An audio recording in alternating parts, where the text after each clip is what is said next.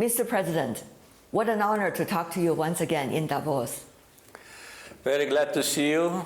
I remember our previous meeting, and thank you for this opportunity to be able to speak to your audience. Thank you, Mr. President. In a multipolar world, how do we see our own dreams and our own plans? I'm sure there's always constant adjustments, but at the same time, there are also things that are the core. Can you explain to us what are those things for you? Well, for our country, the most important achievement of recent years was the full restoration of our territorial integrity and sovereignty. We did it based on the international law norms and principles, in line with UN Charter and in line with UN Security Council resolutions. So for almost 30 years, that was our national idea, and we mobilized all our efforts in order to achieve our goal and to restore justice. Unfortunately, international law norms and international organizations were not helpful, because resolutions which were adopted by numerous international organizations just remained on paper. We had to resolve it ourselves and to restore justice ourselves. And this once again demonstrates that what really the world needs now is full respect to international commitments. I see. Mr. President, in the multipolar world, how do you see where Azerbaijan is? Well, we are where we've been from the very beginning, since the restoration of our independence. We established a strong economy, self-sufficient, by the way, with a very low rate of foreign debt vis-à-vis GDP. It's only 6.9%. Based on that, we initiated large-scale projects which created connectivity in the region, and we're well established in the region of Southern Caucasus and Caspian, where we belong to. And definitely we've been strongly defending our national interests, our lifestyle, our independent policy, and achieved a lot of successes. So I would say example of Azerbaijan is a country which is relatively new on international map, defending its national interests and establishing good contacts around the globe, demonstrates that when you have stability, when you have unity in your society, you can defend your interests. Looking from outside your country, Mr. President, though, one could see a very proactive international player, your country. For example, you are seeking membership of the World Trade Organization.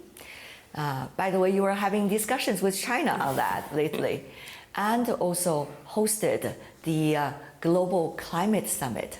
It is such a mega event, and the list goes on. So one could see a very proactive approach of Azerbaijan. I'm sure you have your plans, and you have been carefully thinking about the way forward, Mr. President. Definitely, our target was to position Azerbaijan on political and economic map of the world, and hosting a climatic conference which unites almost 200 countries was a big challenge, a big responsibility, and also a big success. And another demonstration of Azerbaijan's diversified foreign policy is that our nomination was supported by all the parties. Almost Congratulations! Yes, almost 200 parties, I mean countries and international organizations, unanimously supported Azerbaijan's nomination. Prior to that, we successfully chaired for 4 years a non-aligned movement which unites 120 countries and is second largest international institution after General Assembly. So this demonstrates that our policy based on friendship, cooperation, non-interference in internal affairs of any country, really gains support on international arena, so we can be a host country for such a global international event. Many are paying close attention to your discussion about joining the WTO. It is quite a process, isn't it? Yes. Having said that, though, now it is a time when you see protectionism is getting ever rising. Meanwhile, you also see some economies try to use the tools of tariffs, sometimes even blanket tariffs against other economies. And at the same time, the global supply chain is being somewhat disrupted. Why at this moment Azerbaijan thinking it is so crucial to join the World Trade Organization? Well, actually, in your question, we have an answer to that. We are still not a member of World Trade Organization, though we are in an active phase of negotiations for many years, I would say for at least a couple of decades. And the reason why this process did not come to its logical conclusion is exactly what you've said. Protectionism, double standards, tariffs, all that disrupts the core values of World Trade Organization. We see that countries can apply tariffs and use protectionist mechanisms in order to protect their market, absolutely contradicting the principles of WTO.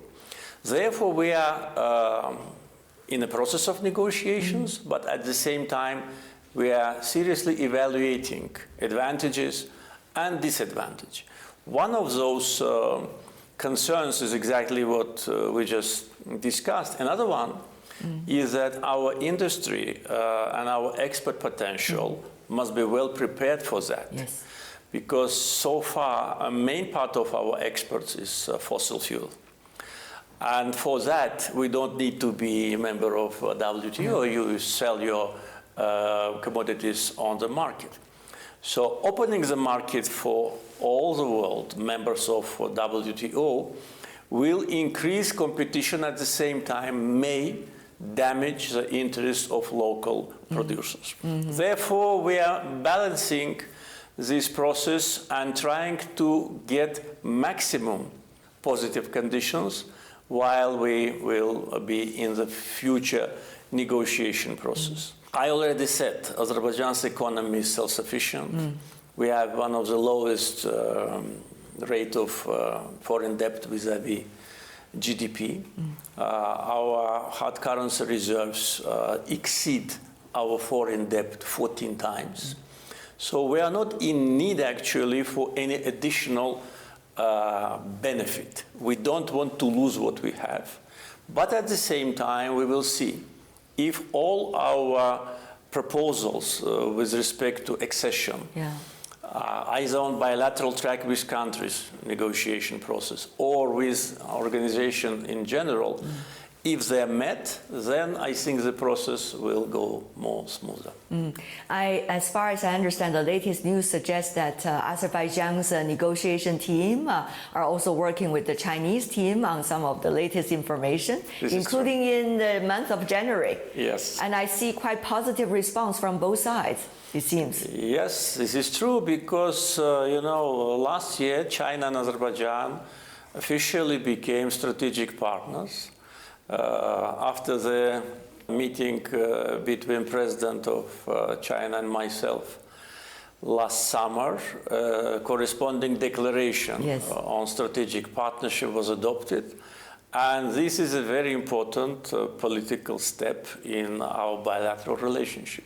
So strategic partnership is a very high level of mutual trust, cooperation, and we are looking forward to expand our partnership with China, including in the issues related to our membership to different international organizations, not only WTO. Well, you are already leading me to the next question, Mr. President.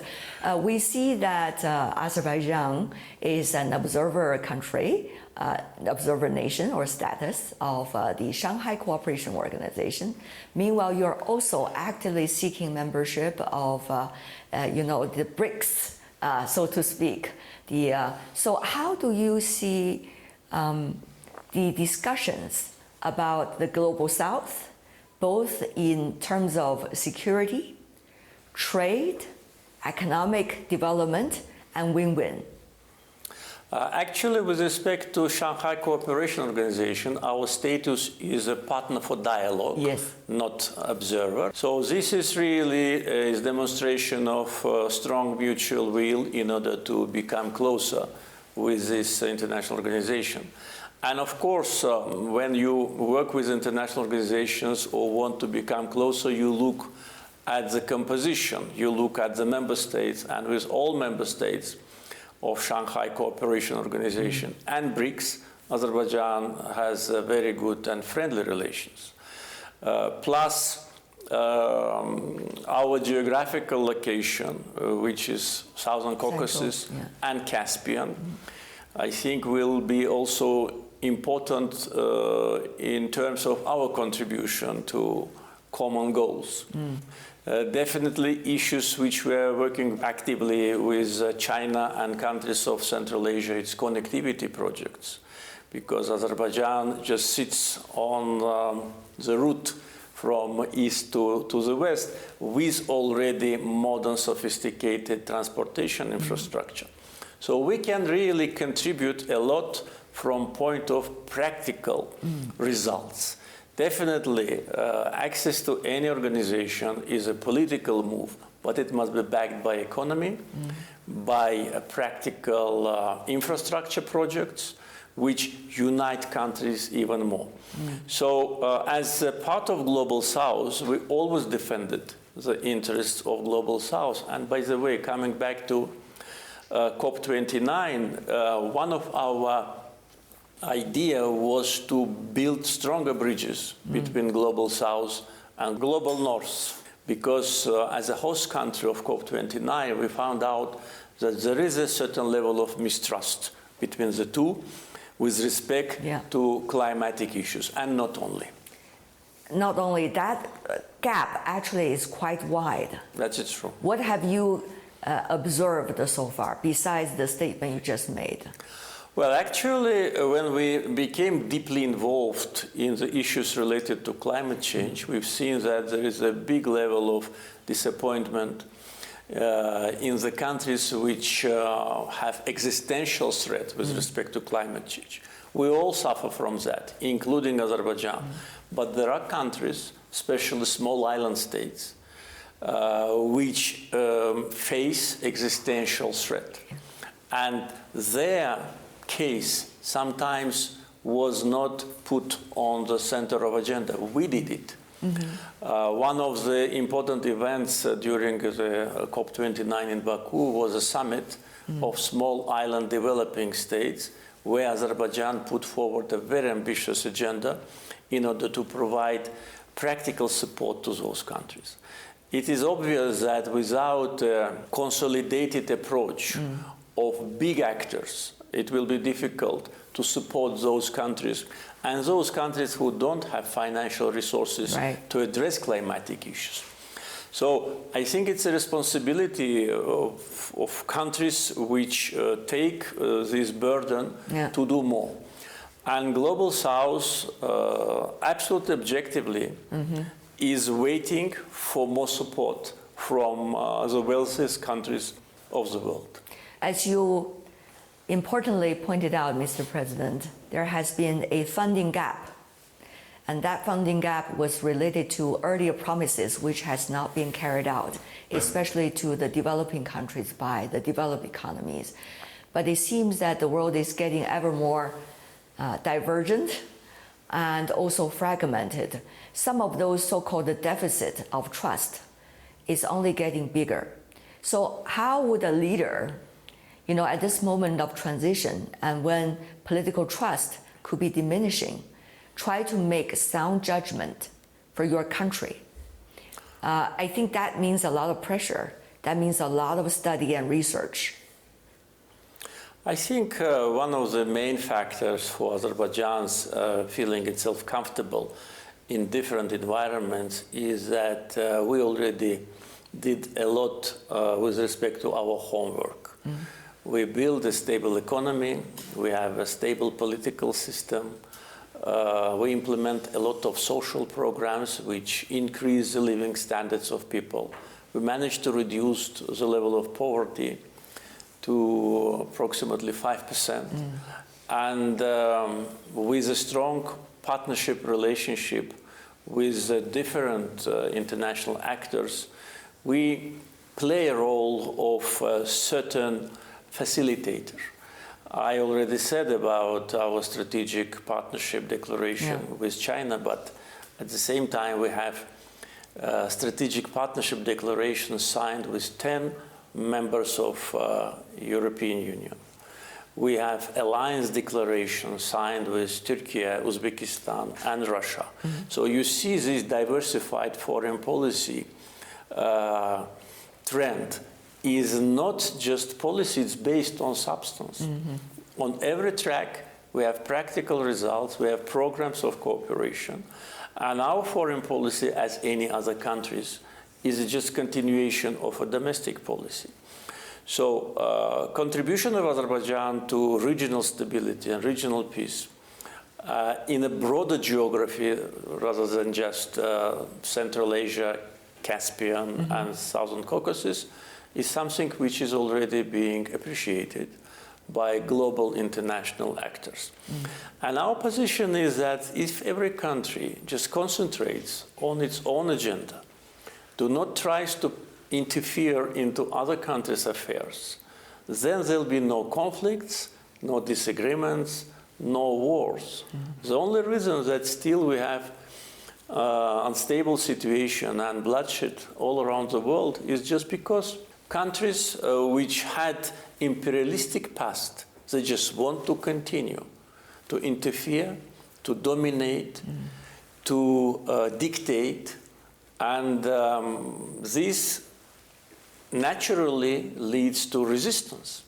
So we managed to protect ourselves from internal interference, but not every country has a potential to do that. If country is dependent from economic point of view, then definitely it will be less capable to resist and to defend its national interests. Economy is the bulk of everything.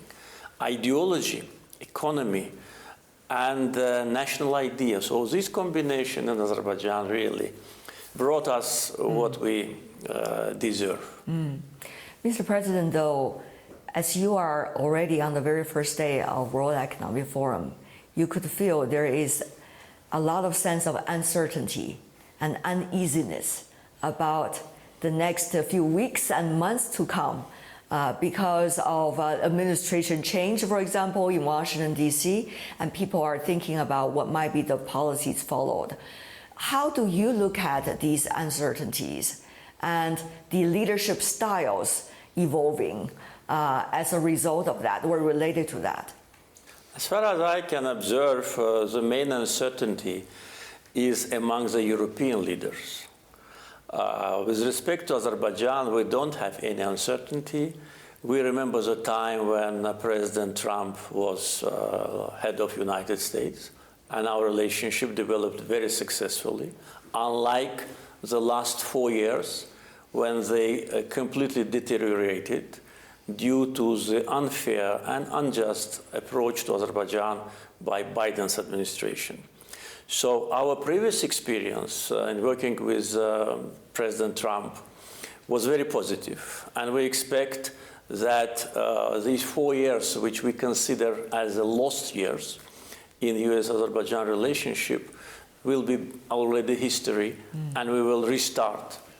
But among European leaders, there is a big uncertainty and I would say big concern. And the reason is very simple.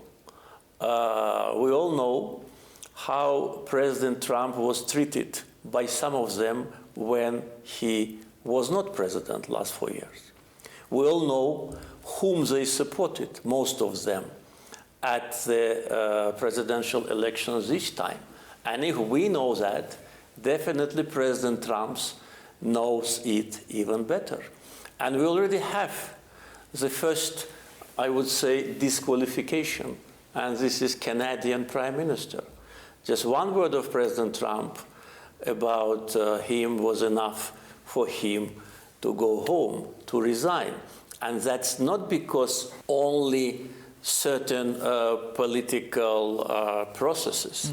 It's just because some Western leaders were very unjust to President Trump, and definitely they are concerned that now maybe the time has come for them to be responsible for that.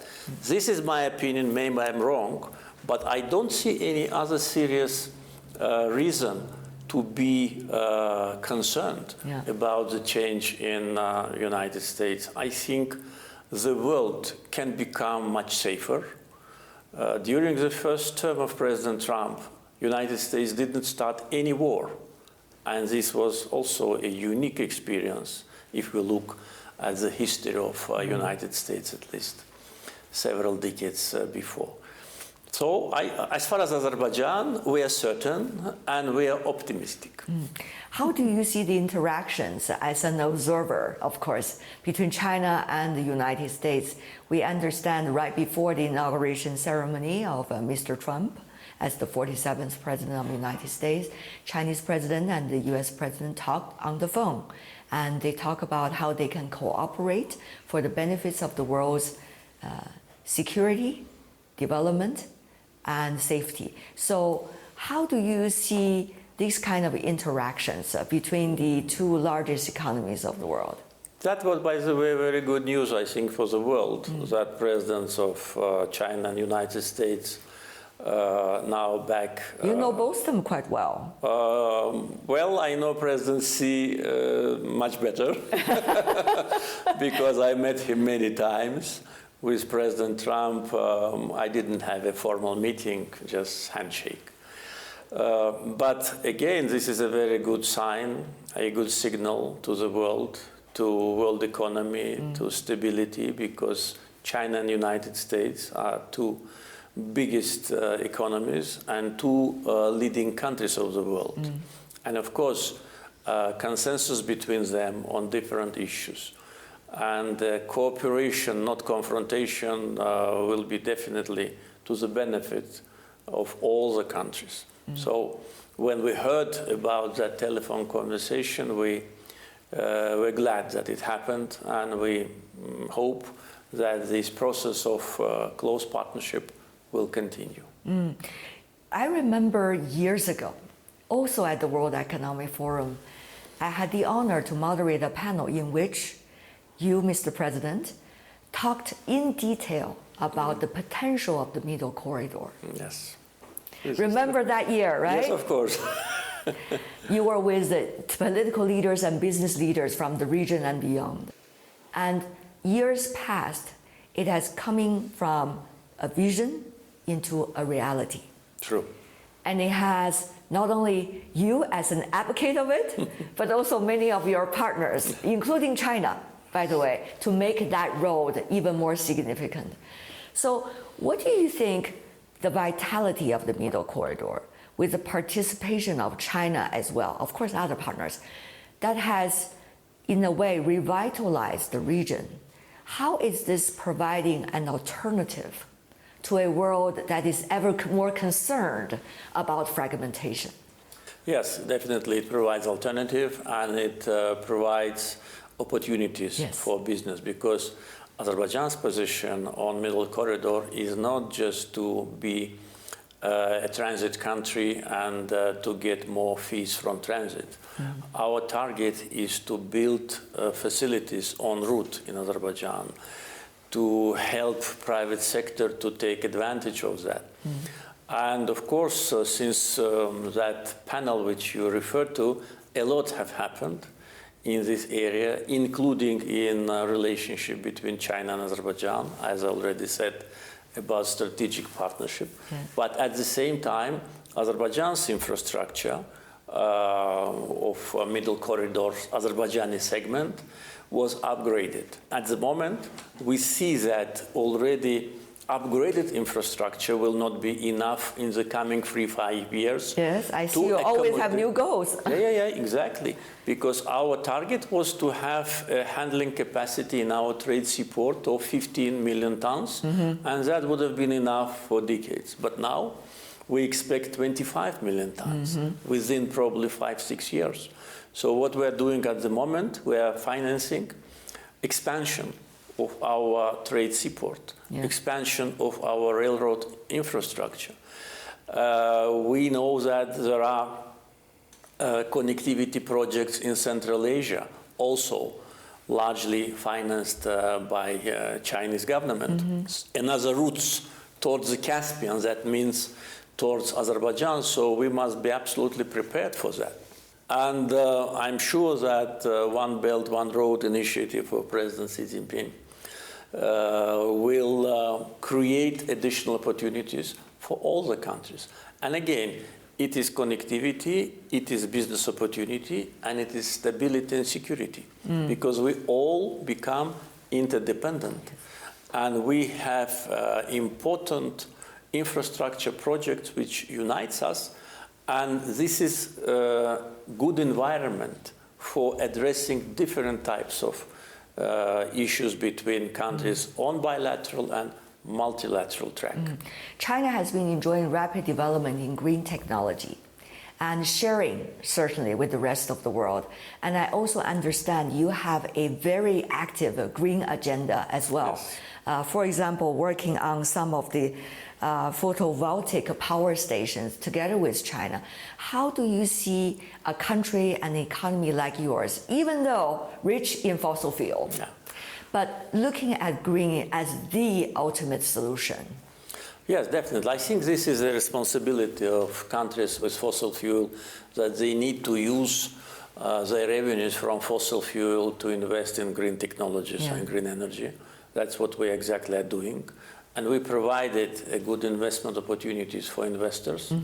So our immediate target by 2027 is to have 2 gigawatt of solar and wind, and by 2030, 6 gigawatt.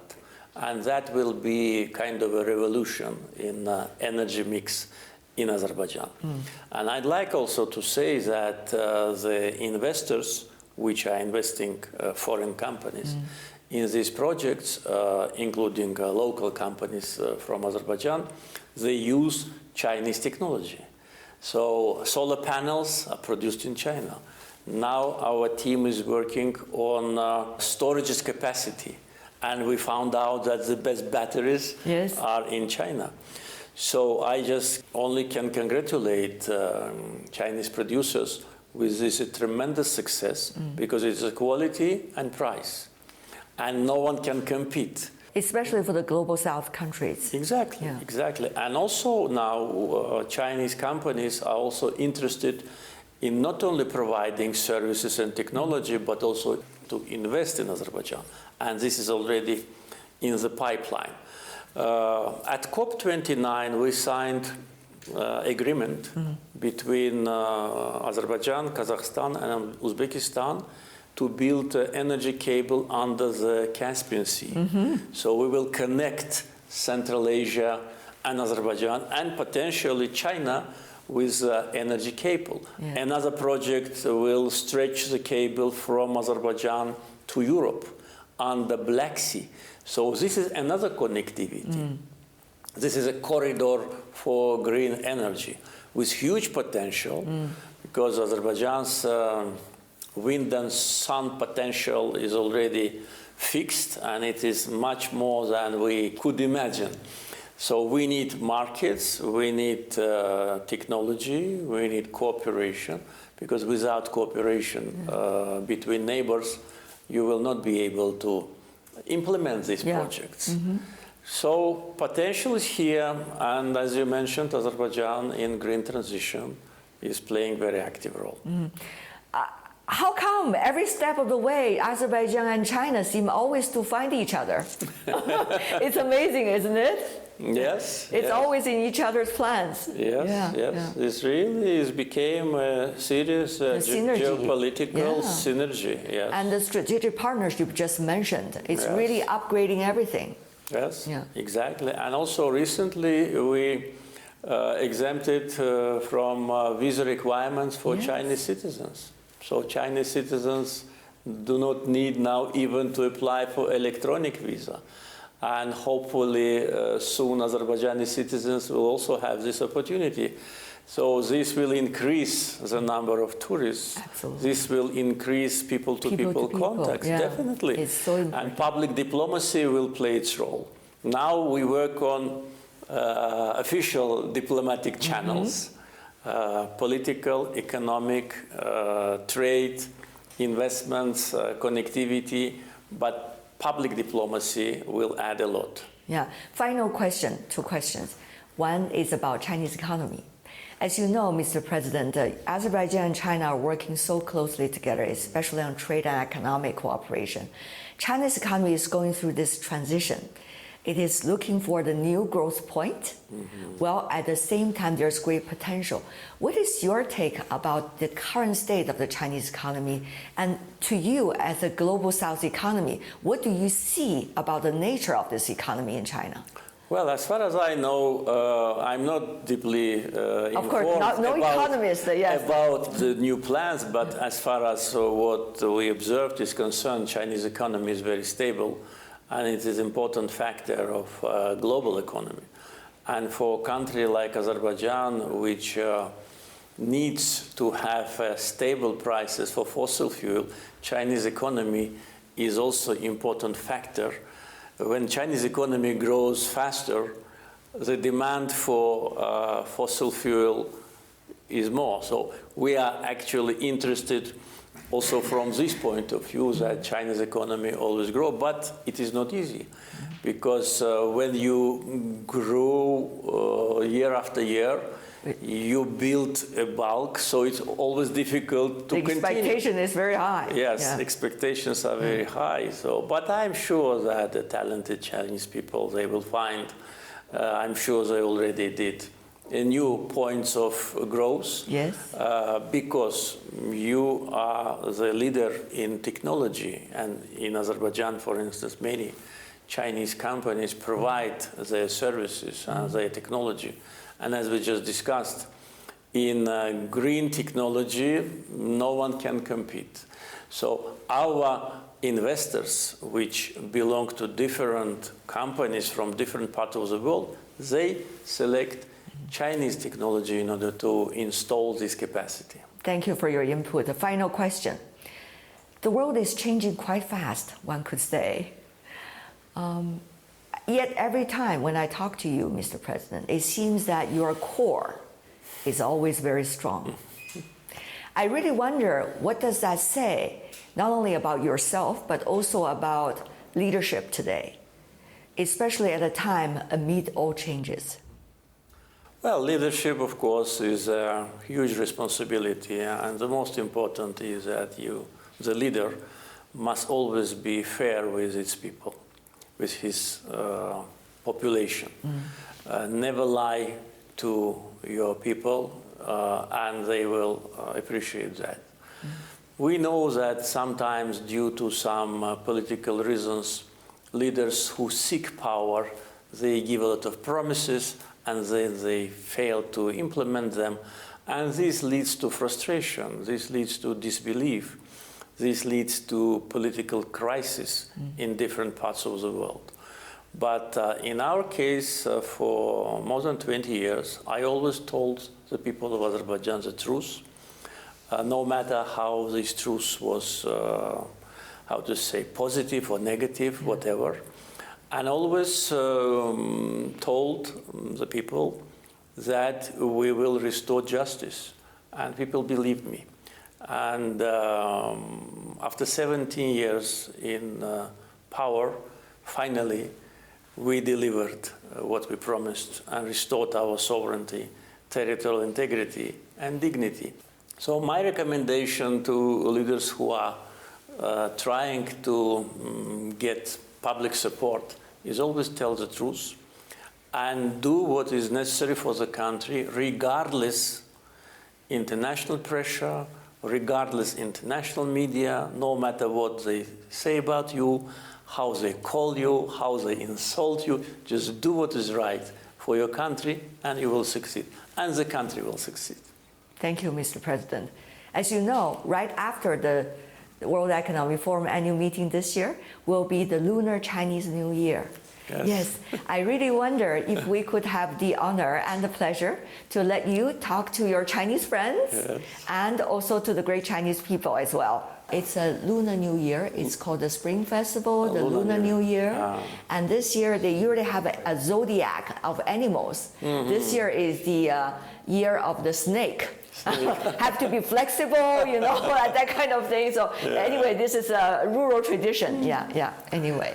I'd like to congratulate the people of China with Lunar New Year and wish prosperity, peace, stability, and happiness to all our friends. China and Azerbaijan became strategic partners just 6-7 months ago. This is a high level of partnership which demonstrates our mutual will to be even better friends than we are. And taking this opportunity, I'd like to invite our Chinese friends to visit Azerbaijan. Already they do not need visas for that. It is just take a ticket and come, and to see what Azerbaijan is, how it develops, and also to find new friends. I'm sure people-to-people contact will make our countries and peoples even closer to each other. Happy New Year. Thank you, Mr. President. And I hope this will be also a great year for the people in Azerbaijan of prosperity and peace. Thank you very much.